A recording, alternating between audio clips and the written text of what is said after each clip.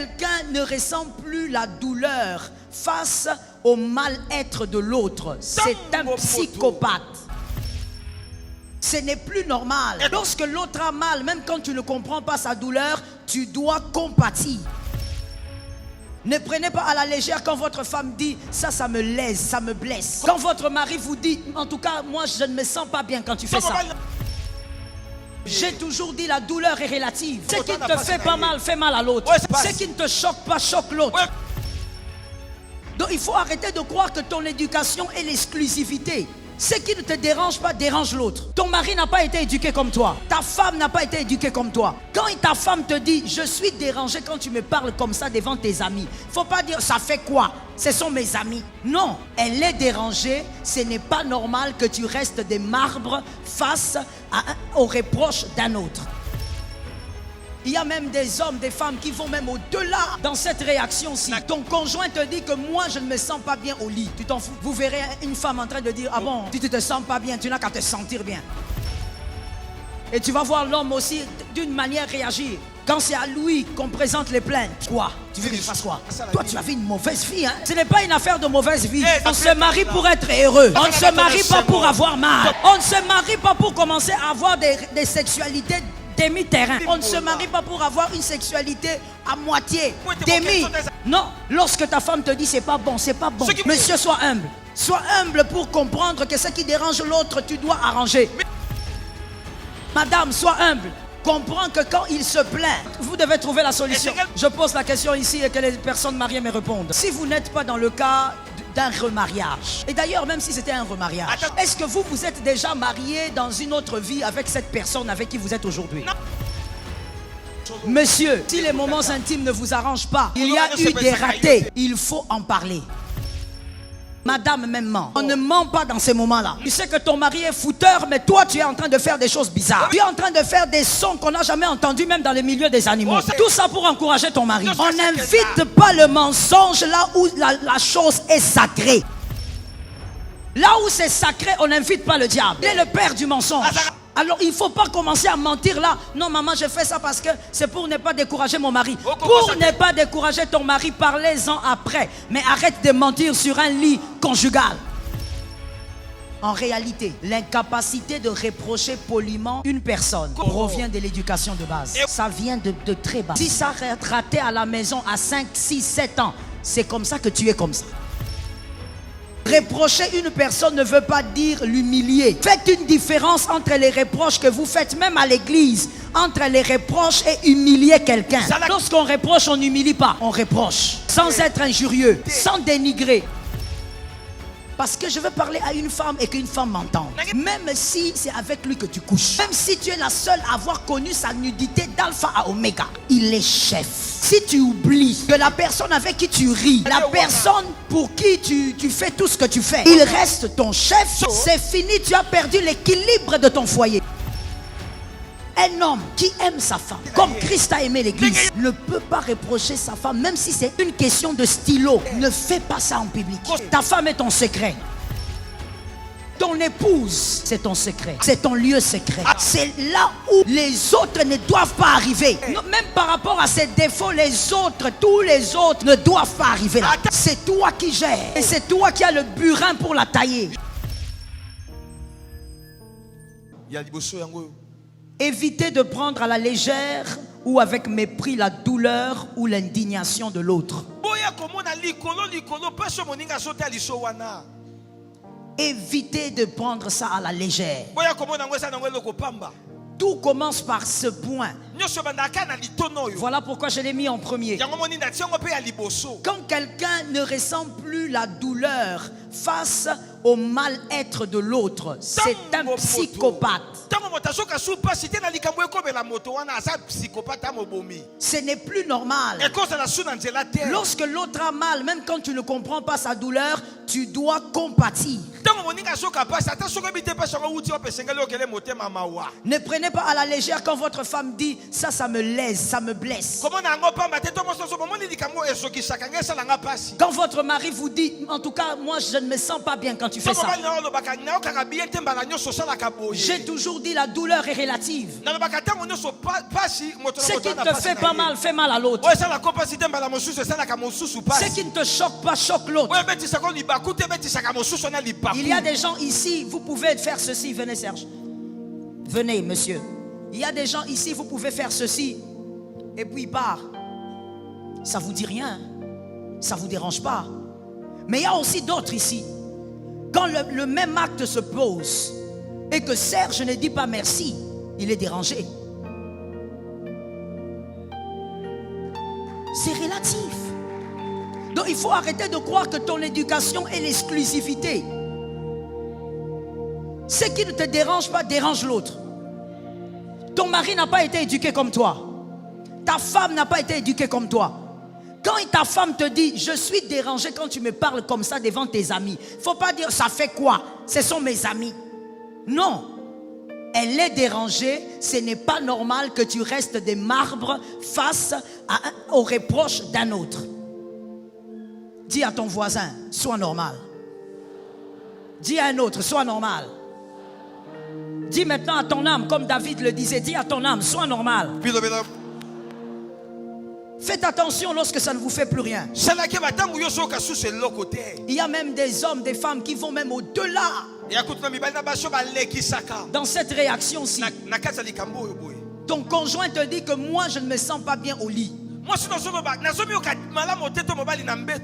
Tu t'en fous. Vous verrez une femme en train de dire, ah bon? Alors quand tu as une femme africaine, tu es foutu. Si tu as une femme africaine, tu es foutu. La femme africaine te regarde et te dit quoi? Tu veux que je me comporte comme ton ex? Tu ne te sens pas bien, tu n'as qu'à te sentir bien. Et tu vas voir l'homme aussi d'une manière réagir. Quand c'est à lui qu'on présente les plaintes. Quoi? Tu veux que je fasse quoi? Toi tu as fait une mauvaise vie, hein? Ce n'est pas une affaire de mauvaise vie. On se marie pour être heureux. On ne se marie pas pour avoir mal. Donne-moi un amen normal. On ne se marie pas pour commencer à avoir des sexualités demi-terrain. Arrangeons mon micro, monsieur. On vient 2 heures avant le culte pour arranger le micro. On ne se marie pas pour avoir des sexualités demi-terrain.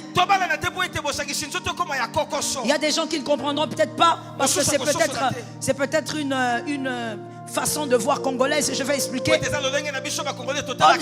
On ne se marie pas pour avoir une sexualité à moitié. Demi. Non. Lorsque ta femme te dit c'est pas bon, c'est pas bon. Monsieur, sois humble. Sois humble pour comprendre que ce qui dérange l'autre, tu dois arranger. Madame, sois humble. Comprends que quand il se plaint,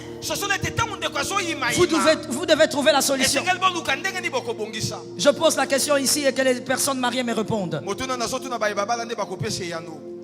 Si vous n'êtes pas dans le cas d'un remariage, et d'ailleurs même si c'était un remariage, est-ce que vous êtes déjà marié dans une autre vie avec cette personne avec qui vous êtes aujourd'hui? J'attendais la réponse. Oui ou non? Mais pourquoi trouvez-vous dérangeant qu'on vous dise que, écoute, cette fois-ci, la sexualité n'a pas été bonne, elle a été chaotique? Vous devez apprendre à vous harmoniser même dans ce domaine-là. Est-ce que quelqu'un m'a entendu? Et puis j'aimerais dire quelque chose que des fois quand je dis on ne comprend pas, mais c'est ça la vérité. Monsieur, si les moments intimes ne vous arrangent pas, il y a eu des ratés. il faut en parler. Madame même ment. On ne ment pas dans ces moments-là. Tu sais que ton mari est fouteur, mais toi tu es en train de faire des choses bizarres. Tu es en train de faire des sons qu'on n'a jamais entendus même dans le milieu des animaux. Tout ça pour encourager ton mari. On n'invite pas le mensonge là où la chose est sacrée. Donne un amen. Faut pas faire semblant, il faut donner un amen. Comme tu es là, tu en souffres, mais tu dis pas amen. Là où c'est sacré, on n'invite pas le diable. Il est le père du mensonge. Alors il ne faut pas commencer à mentir là. Non maman, je fais ça parce que c'est pour ne pas décourager mon mari. Pour ne pas décourager ton mari, parlez-en après. Mais arrête de mentir sur un lit conjugal. Que l'Éternel te délivre. Évitez donc de minimiser la douleur de l'autre. Deuxième chose à éviter pour ne pas être un briseur. Évitez de lui faire des reproches en public. Votre conjoint n'est pas un tableau. Là où vous devez écrire tout ce que vous pensez et tout le monde doit lire. Apprenez à reprocher en secret. Je veux que quelqu'un lève sa main et balance un peu sa main, que je vois les mains balancées. Au-dessus, je ne vous vois pas très bien là. Je veux dire ceci, voilà pourquoi je veux que tu balances ta main. En réalité, l'incapacité de reprocher poliment une personne provient de l'éducation de base. Répète.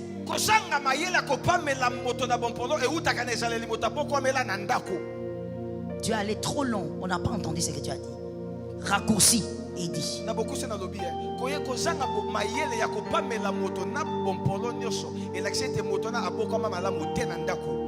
Ça vient de très bas. Si ça raté à la maison à 5, 6, 7 ans, c'est comme ça que tu es comme ça. Parce qu'en réalité, c'est dans la famille que le père reproche le grand frère à l'absence du petit. C'est à la maison que la mère va reprocher la grande sœur en dehors de la présence du petit frère. Et au fait, on t'apprend à comprendre qu'on peut reprocher, mais garder la considération envers la personne. Reprocher une personne ne veut pas dire l'humilier. Faites une différence entre les reproches que vous faites même à l'église, entre les reproches et humilier quelqu'un. Que les responsables me donnent un amen. Responsable des départements, donnez-moi un amen. Faites la part des choses. Lorsqu'on reproche, on n'humilie pas. On reproche sans être injurieux, sans dénigrer. Est-ce que quelqu'un m'entend? Maintenant, c'est aussi dans la famille qu'on va t'apprendre que quand on reproche son frère, cela est différent. Quand on reproche son grand frère, quand on reproche son petit frère, il y a une différence. C'est toujours en famille qu'on t'apprendra. Lorsqu'on n'a pas appris ces choses en famille,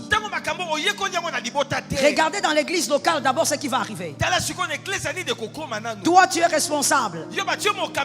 Département de la jeunesse, intercession, les adolescents, l'école du dimanche.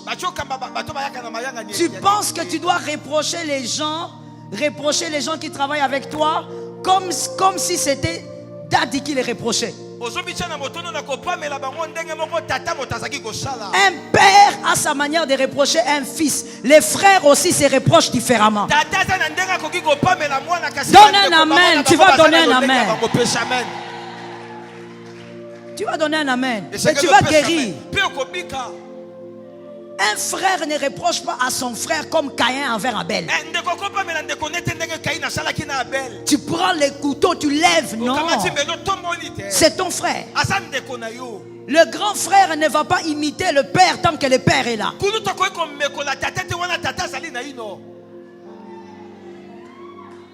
Le père n'est pas encore dans la tombe. Tu ne peux pas imiter les reproches d'un père. Répétez.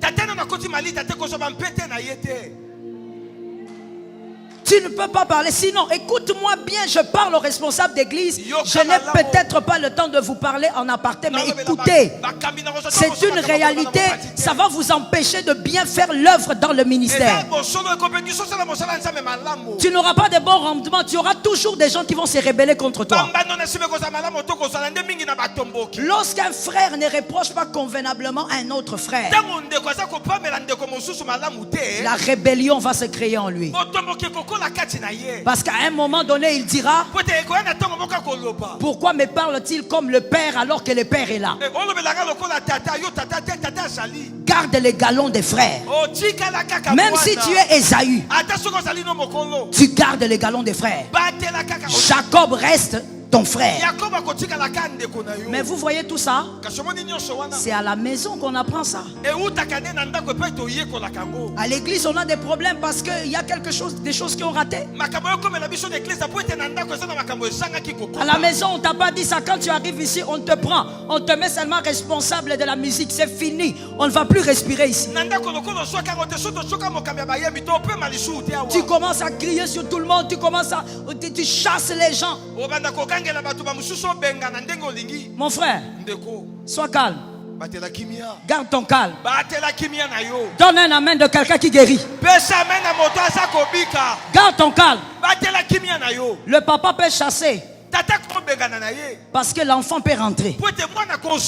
Le grand frère ne chasse pas.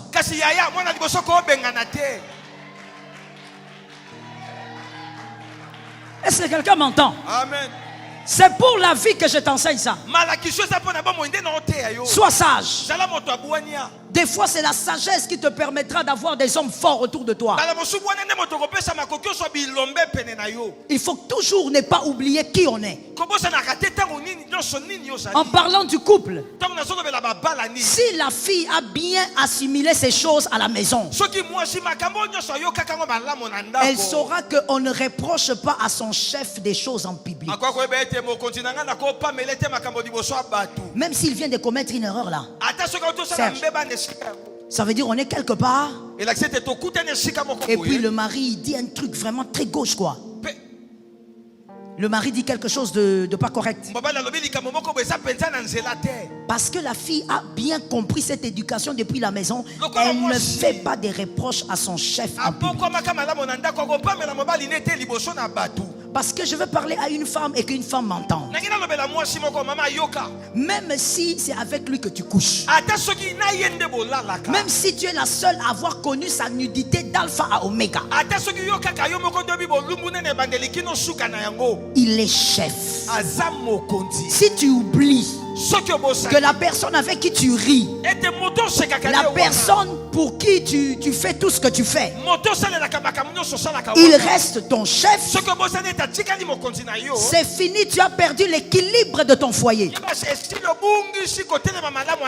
En public, tu ne peux pas lui faire des remarques. Mais il y a même des femmes qui sont là en public. J'ai déjà vu ça trop de fois. Dans mon bureau là. Trop. Et ils sont les seuls à croire que je ne vois pas. Ils pensent que je suis né dans une planète Mars. Que je ne connais pas ça.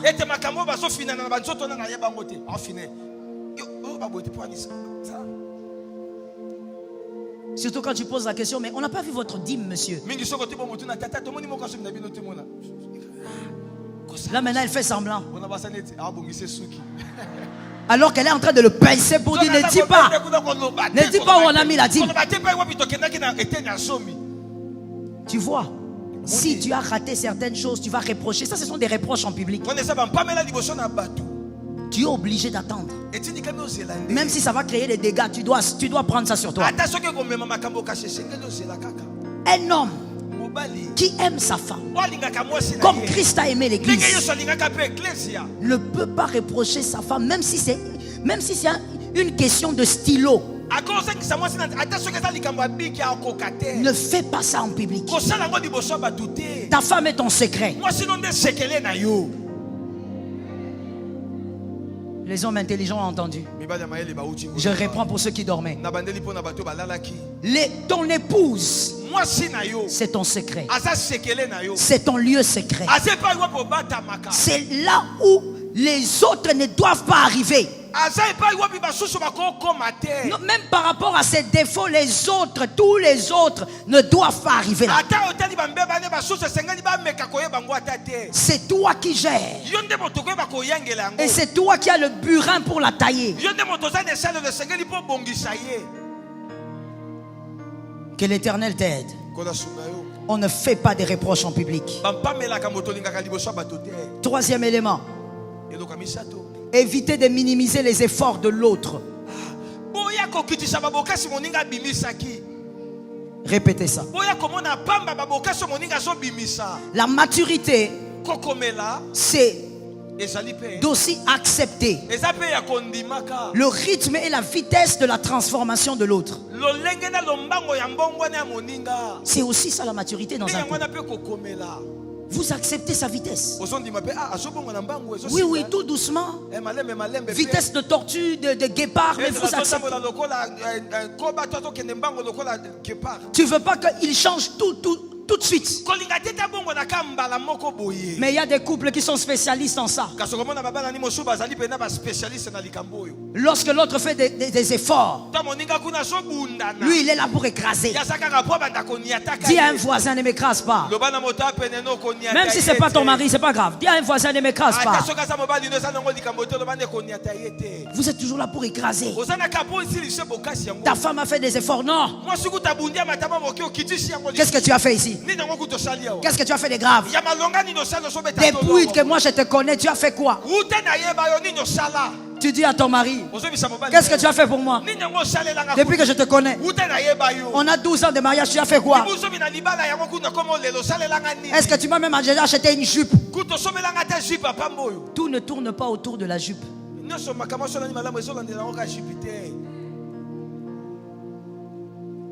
Tout ne tourne pas autour de ce qu'on t'a acheté.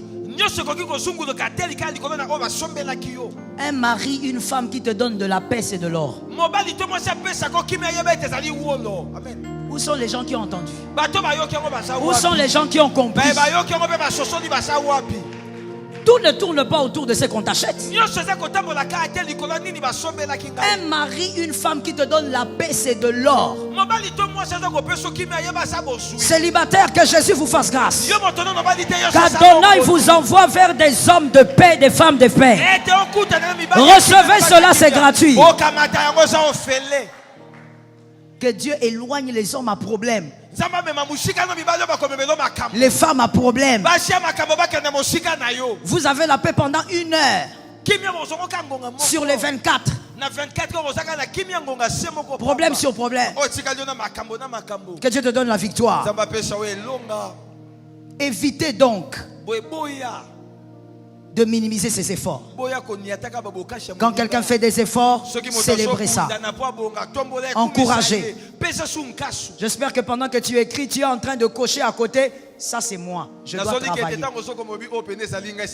Parce que c'est comme ça qu'on est transformé en Jésus.